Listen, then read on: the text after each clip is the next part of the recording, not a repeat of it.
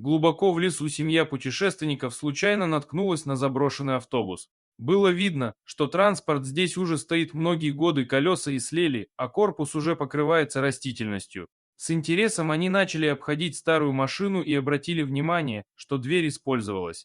Стивен и его отец любили делать поездки в лес. Вокруг их небольшого городка было мало людей, поэтому район не очень интересен для жизни. Однако для любителей природы и свободного образа жизни здесь было отлично, можно было путешествовать по округе, мест для походов и прогулок хватало.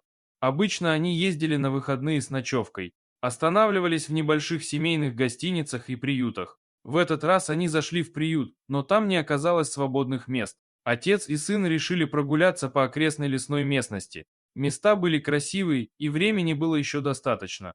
По мере того, как они шли, лес становился все гуще, а приют исчезал из виду. Когда они решили вернуться, сын увидел металлическую крышу, которая выделялась за пригорком. Она была покрыта листьями, но было видно, что это старый автобус. Они осмотрели его, металл уже подвергался воздействию времени, но дверь явно использовалась.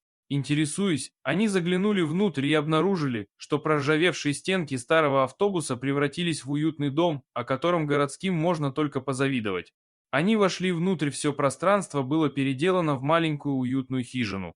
Видимо, какой-то отшельник настолько устал от городской суеты, что решил обосноваться в лесу и использовать старый автобус. Мебель была достаточно скромной, но функциональной. Две кровати, прикрепленный к стене столик.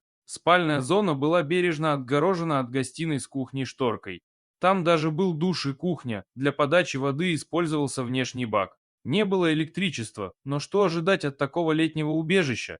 По возвращении в деревню, хозяин приюта рассказал, как старик превратил автобус в настоящую сказку в лесу. Просто замечательный подарок для тех, кто устал от городской суеты.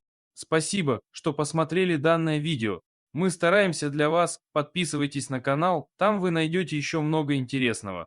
А также поставьте лайк и не забудьте оставить комментарий.